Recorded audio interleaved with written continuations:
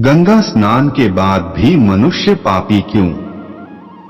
एक समय शिवजी महाराज पार्वती के साथ हरिद्वार में घूम रहे थे।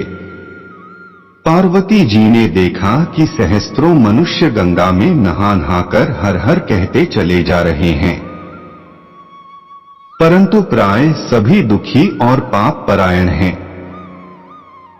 पार्वती जी ने बड़े आश्चर्य से शिव जी से पूछा कि हे देव, गंगा में इतनी बार स्नान करने पर भी इनके पाप और दुखों का नाश क्यों नहीं हुआ? क्या गंगा में सामर्थ्य नहीं रही?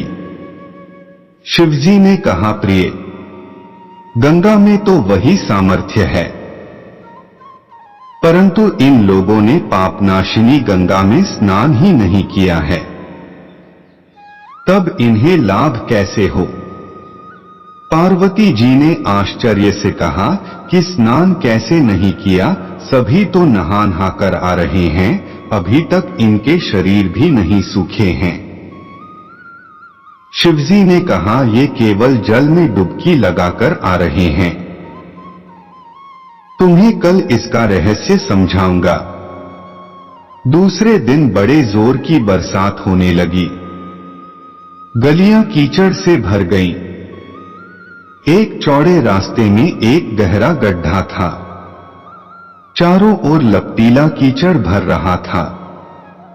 शिवजी ने लीला से ही वृद्ध रूप धारण कर लिया और दीन विवश की तरह गड्ढे में जाकर ऐसे पड़ गए जैसे कोई मनुष्य चलता चलता गड्ढे में गिर पड़ा हो और निकलने की चेष्टा करने पर भी न निकल पा रहा हो। पार्वती जी को उन्होंने यह समझाकर गड्ढे के पास बैठा दिया कि देखो, तुम लोगों को सुना सुनाकर यूं पुकारती रहो कि मेरे वृद्ध पति अकस्मात गड्ढे में गिर पड़े हैं, कोई पुण्यात्मा इन्हें निकालकर इनके प्राण बचाए और मुझ असहाय की सहायता करे। शिवजी ने यह और समझा दिया कि जब कोई गड्ढे में से मुझे निकालने को तैयार हो तब इतना और कह देना कि भाई मेरे पति सर्वथा निष्पाप हैं, इन्हें वही छुए जो स्वयं निष्पाप हो। यदि आप निष्पाप हैं तो इनके हाथ लगाइए, नहीं तो हाथ लगाते ही आप भस्म हो जाएंगे। पार्वती जी तथास्तु कहकर गड्ढे के किनारे बैठ गईं और आने जाने वालों को सुना सुनाकर शिवजी की सिखाई हुई बात कहने लगी। गंगा में नहाकर लोगों के दल आ रहे हैं। सुंदर युवती को यूं बैठी देखकर कईयों के मन में पाप आया। कई लोग लज्जा से डरे तो कईयों को कुछ धर्म का भय हुआ, कई कानून से डरे। कुछ लोगों ने तो पार्वती जी को यह भी सुना दिया कि मरने दे बुढ़े को, क्यों उसके लिए रोती है आगे। और कुछ दयालु सच्चरित्र पुरुष थे, उन्होंने करुणावश हो युवती के पति को निकालना चाहा, परंतु पार्वती के वचन सुनकर वे भी रुक गए। उन्होंने सोचा कि हम गंगा में नहाकर आए हैं तो क्या हुआ, पापी तो हैं कि कहीं होम करते हाथ न जल जाएं। बूढ़े को निकालने जाकर इस स्त्री के कथनानुसार हम स्वयं भस्म न हो जाएं। किसी का साहस नहीं हुआ। सैकड़ों आए, सैकड़ों ने पूछा और चले गए। संध्या हो चली। शिवजी ने कहा, पार्वती, देखा आया कोई गंगा में नहाने वाला।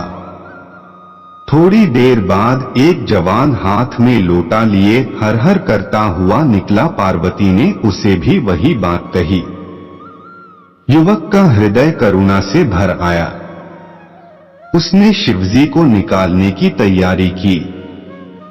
पार्वती ने रोक कर कहा कि भाई, यदि तुम सर्वथा निष्पाप नहीं होगे तो मेरे पति को छूते ही जल जाओगे। उसने उसी समय बिना किसी संकोच के दृढ़ निश्चय के साथ पार्वती से कहा कि माता, मेरे निष्पाप होने में तुझे संदेह क्यों होता है? देखती नहीं मैं अभी गंगा नहाकर आया हूं। भला गंगा में गोता लगाने के बाद भी कभी पाप रहते हैं, तेरे पति को निकालता हूँ।